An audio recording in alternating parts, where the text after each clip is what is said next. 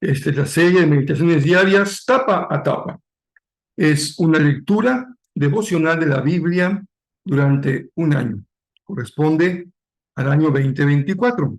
Hoy estamos en la meditación del día 1 de marzo. Yo soy el pastor Rafael Pola y me da mucho gusto que vayamos juntos a compartir la palabra de nuestro Dios.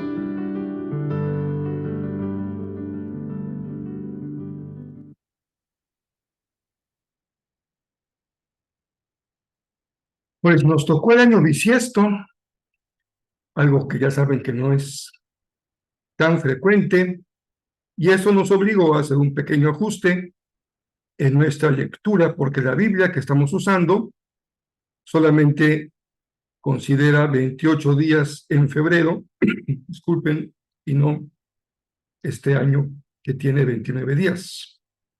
Pero, pues excelente, porque nos da un pequeño espacio para resumir, retomar, considerar algunos de los temas que hemos venido compartiendo a la luz de la lectura de las Sagradas Escrituras. Así que tendremos hoy meditación. Espero que si por alguna razón tienes que ponerte al corriente, pues este día te sea útil para que lo hagas. Y si leíste ayer una parte y decidiste completarla hoy, también puede ser una buena alternativa. Así que vamos justamente a considerar lo que podemos hoy compartir con ese espíritu de resumir un poquito o reconsiderar lo que hemos venido estudiando. Pues la Biblia tiene una buena parte de cada día de lectura del Antiguo Testamento, y esto es evidentemente obvio porque el Antiguo Testamento es más grande en términos de contenido, de páginas, de capítulos, que el Nuevo Testamento. Así que en estos 2 meses hemos leído todo el libro de Génesis, leímos todo el libro del Éxodo y hemos leído, casi estamos por terminar, también el libro de Levítico. Hay muchas formas de abordar la Biblia. Una de ellas, que se hizo muy popular durante el siglo XIX y XX, es considerar la Biblia como la historia de la salvación. Es decir, si alguien nos pregunta de qué trata este libro, si podemos dar una respuesta general que abarque todo, desde Génesis hasta Apocalipsis, puede ser explicado como la historia de la salvación. Observa que esta expresión tiene dos palabras clave. Uno, la palabra historia. La Biblia entiende que la revelación de Dios es histórica, se da en el contexto de la historia humana y que tiene como tema fundamental la salvación, pero entendiendo la salvación en su aspecto más amplio, más general, no solamente la salvación del alma de un individuo, sino en un contexto mucho más general. Así que lo que podríamos decir hoy es que los primeros 3 libros de la Biblia, del llamado Pentateuco, Génesis, Éxodo, Levítico, Números y Deuteronomio, son el arranque, el inicio de la historia de la salvación. Y justamente Génesis, les compartía yo cuando empezamos a leer este libro, que también se le llama como el libro de los principios, porque nos va relatando historias. La historia de la creación, el segundo gran momento es la historia de Abraham, el tercer momento es la historia de Isaac, el cuarto es la historia de Jacob y le da muchos capítulos a la historia de José. Cada uno de estas grandes épocas nos van marcando etapas en los principios, desde la creación hasta la espera de la entrada de Moisés en el Éxodo. También en el Génesis hay un concepto muy importante propiamente desde Adán, y entonces se habla del pacto adámico, después con Noé, y se habla del pacto con Noé, y así se mantienen los diferentes pactos hasta llegar al pacto de Abraham, que se confirma en Isaac, se confirma en Jacob. Pacto es un concepto entonces también muy importante para entender el mensaje bíblico, lo cual quiere decir que Dios establece una relación particular con el pueblo que Él ha elegido para hacerlo su instrumento entre las naciones. El pacto consiste en ciertos compromisos que establecen dos partes. Una de las partes es el Señor, el Rey, y la otra parte son el pueblo, los vasallos o el ejército o el pueblo que conforma a esa nación. No es un pacto que se dé en términos de igualdad como hoy. El ejemplo más claro es el pacto matrimonial, en donde se da una relación entre iguales, un hombre y una mujer, pero jurídica y legalmente iguales ante la ley. Así que, aunque hay diferencias, o hubo más en el pasado diferencias en lo que cada uno de los integrantes de este pacto podía ejercer como derechos o como obligaciones, cada día la sociedad avanza hacia pactos más igualitarios. En la antigüedad, aquí hablamos de miles de años de antigüedad, el pacto era mucho más diferenciado, es decir, hay una jerarquía y hay una parte inferior. La jerarquía está aquí, mostrada por Dios, y la parte inferior por el pueblo. Dios, de igual manera, asume compromisos, establece un pacto, que en pocas palabras es, yo seré tu Dios, e Israel se compromete a ser el pueblo y obedecer la ley de Dios. Cuando Moisés en el Éxodo baja del monte Sinaí y da lectura a todo el pacto, les pregunta si está el pueblo dispuesto a obedecerlo. Y el pueblo asume ese compromiso. De ahí que todas las leyes que hemos leído en Levítico se dan dentro del marco de este gran pacto, por lo cual Israel está obligado a observar tanto las leyes de carácter litúrgico o ritual, como las leyes que tienen que ver con la tierra, con la propiedad, con la familia, con los vecinos, con su ética personal, con su moral. En aquellos años antiguos está muy lejos, ni siquiera el concepto de poderes divididos o separados. Aquí hay una concepción integral de la autoridad y del poder, en donde tenemos la forma de un gobierno realmente teocrático. Es Dios quien gobierna y el Señor se va a resistir a dar lugar a la petición del pueblo de tener su propio rey, como otras naciones. Querían ser como sus vecinos. Y el Señor les dijo, eso es un grave error, porque el Señor quería seguir siendo el rey del pueblo, la autoridad superior. Y si saben cuál fue la consecuencia, pues leeremos el libro de los reyes y veremos, y crónicas, y veremos lo que pasó cuando el pueblo decidió seguir su propio deseo. En Éxodo hay un aspecto de la salvación muy importante. La salvación vale, es un sinónimo en Éxodo, por liberación. Israel Después de 400 años, mejor dicho, durante 400 años, se mantuvo en esclavitud en Egipto. Su condición era totalmente deplorable después de haber sido reconocido y dándole una gran bienvenida a la familia de José. Con el paso de los años, murieron los faraones que los conocían y esto llevó al pueblo a una condición propiamente de esclavitud. Pero Dios es un amante de la libertad y Él llamó al pueblo para ser un pueblo libre. Fíjense cómo eso está en el corazón, en el centro del mensaje del Señor, la libertad. Somos llamados para salir de la opresión y entrar en la libertad.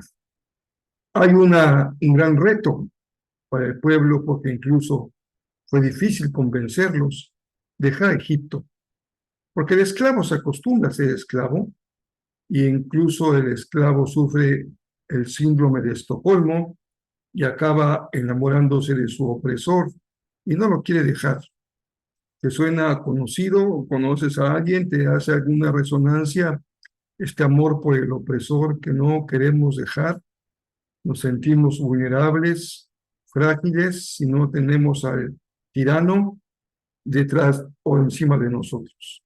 Pero el Señor escuchó este gemido, invitó, ordenó, llamó al pueblo para salir de Egipto, caminar al desierto, adorarlo y después emprender un largo camino hacia Canaán, que aún en Levítico no hemos llegado a ese destino.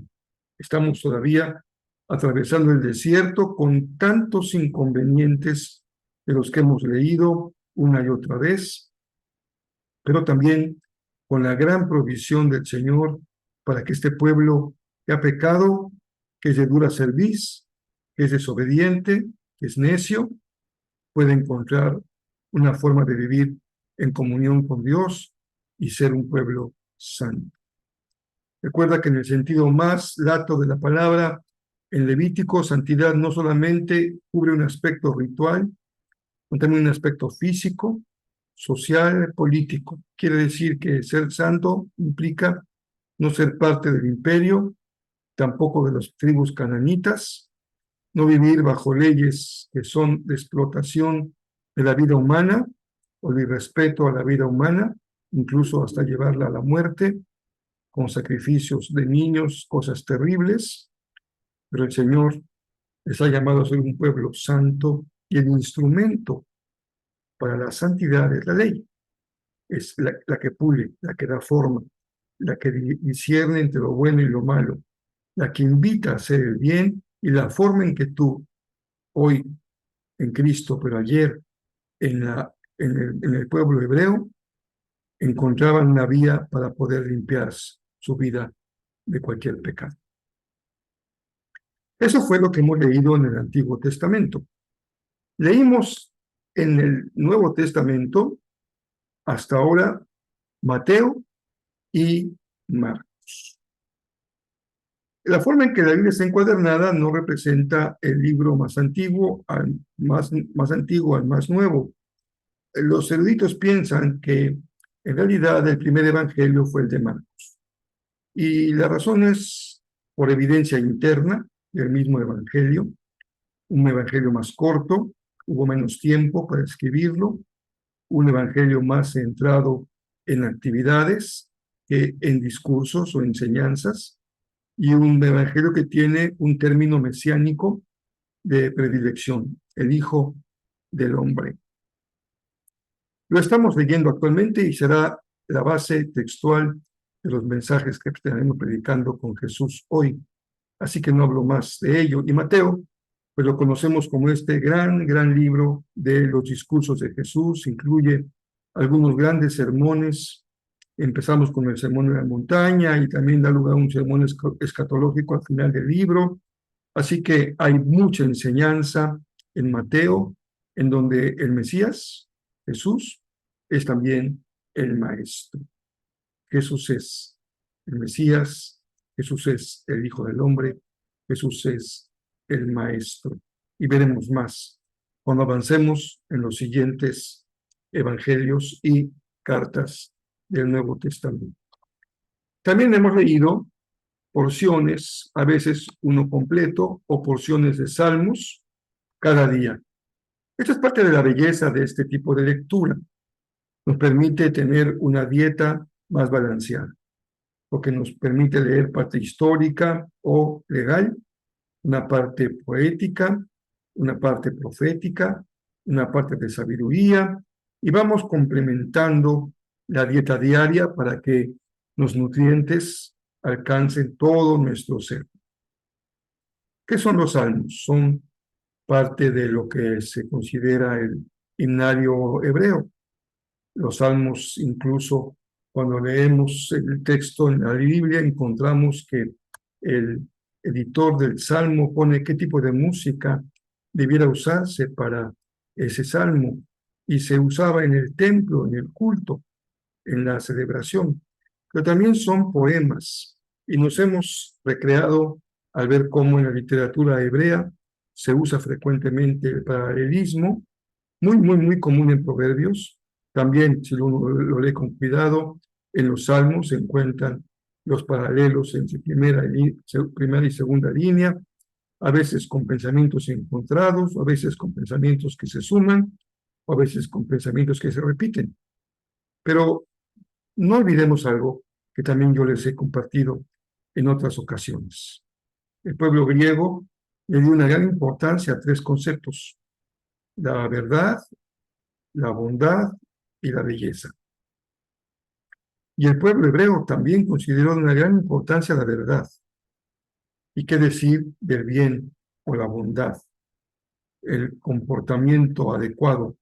Pero el pueblo hebreo le dio una gran importancia al concepto de justicia, y eso le da un acercamiento importante con nosotros en nuestra propia cultura. Hoy en nuestro país tenemos una constitución también muy interesada en la justicia. Así que hace una resonancia con lo que somos hoy. Pero hay entonces bondad, verdad y belleza, además de justicia. Pero hay belleza en la palabra.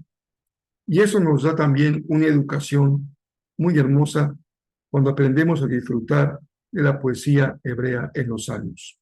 Las metáforas, las figuras del lenguaje, las comparaciones, las exageraciones, en fin, todos los recursos que usa el salmista para expresar su corazón. Y también el libro de los Salmos es un libro tan auténtico, tan abierto, tan sincero, que el salmista expresa su corazón con total libertad. Y ahí encontramos la humanidad de este libro. Toda la Biblia está saturada de humanidad, desde las grandes fallas de Adán y Eva, propiamente humano, hasta la lectura del Apocalipsis, con estas grandes tragedias en las iglesias que siguen mostrando su humanidad. Pero siempre dominando en los cantos individuales o en los cantos colectivos, en los lamentos o en las acciones de gracias o en los salmos en los salmos de los reyes, también la fe, la esperanza y la presencia del Señor, revelándose en estos salmos como un Dios justo, un Dios bueno, un Dios protector, un Dios salvador, un Dios liberador. ¿Y qué decirles de Proverbios? Hemos estado recién terminando esa muy larga serie que tuvimos de Proverbios en 4 o 5 temporadas a lo largo de varios años. Tuvimos más de 300 meditaciones diarias. Estoy retrabajando en ello. Vamos a convertirlas en 365 meditaciones para que en el 2025 ese sea nuestro material de lectura. Lo vamos a complementar con otras enseñanzas para la palabra, para también buscar equilibrio, pero tendremos como motivo principal del próximo año, en nuestro tiempo de lectura, Proverbios, pero en la versión modificada, en lugar de 302, 304 meditaciones que pudimos tener en esta temporada pasada, hacia las 365. Así que les pido que me acompañen en oración para encontrar el tiempo, la ocasión, el ánimo, la inspiración del Señor para poder tener un comentario oportuno, instructivo, de ayuda en tu lectura de Proverbios. Proverbios es el gran ejemplo de la sabiduría práctica y también, como un teólogo muy famoso del Antiguo Testamento le llamó sabiduría didáctica. El género de sabiduría se abandonó. De hecho, el conocimiento tan fuerte, tan sólido en la ciencia y también en las ciencias humanas, pusieron a la sabiduría como un género antiguo, anticuado, superado. Pero las vueltas que da la vida y en este contexto del mundo de hoy, se han vuelto a poner los ojos en estas formas literarias de conocimiento que son la sabiduría. Pues son a veces valoradas en poco porque son muy prácticas y están muy cercanas al conocimiento popular que se expresa en los dichos. No parecen ser reflexiones muy profundas o muy sesudas, pero es un error muy grave el entenderlo así, porque aquí hay un pozo profundo de sabiduría que ayuda mucho a vivir de manera sabia, integral, armónica, oportuna. Así que estamos leyendo Proverbios cada día y recuerda que la parte didáctica es porque hay un propósito, formar nuevas generaciones. ¿Y qué podría importarnos más a nosotros hoy que formar a nuestras nuevas generaciones? Para que la estafeta, el estandarte de nuestra fe se mantenga y vaya adelante en los próximos años, en las manos y en el liderazgo de nuestros jóvenes hoy. Les reitero mi invitación para que me acompañen el próximo domingo para empezar el curso Límites. Lo estaremos compartiendo al terminar el culto de las 10 de la mañana, por ahí de las 11:30, y estaremos buscando la plataforma adecuada, que yo creo que será Facebook, para compartir. Estamos todavía resolviendo en temas de Internet y abriremos muy probablemente 3 grupos con jóvenes adultos y los adolescentes y preadolescentes, así que creo que será de bendición para nuestra iglesia y los que se conectan también por medio virtual. Y qué decirles de este gran serie que me tiene tan entusiasmado porque cada vez que vamos a Jesús encontramos la revelación plena de Dios para nuestra vida. Recuerden que Jesús tiene palabra que cruza el tiempo, la historia, las culturas, las barreras de nacionalidades, de religiones, de formas de pensar, de geografía, en fin, porque Jesús tiene un mensaje para eso que constituye el fondo, el centro del ser humano, sin importar en dónde se ubica y en qué momento. La palabra es profunda, va al ser de lo que somos. Y justamente es la consumación de la historia de la salvación. Y todo hombre y toda mujer necesita ser salvo. Por eso Él cambia la vida de los que están rotos, o enfermos, o oprimidos, o desesperanzados, o avergonzados, o extraviados.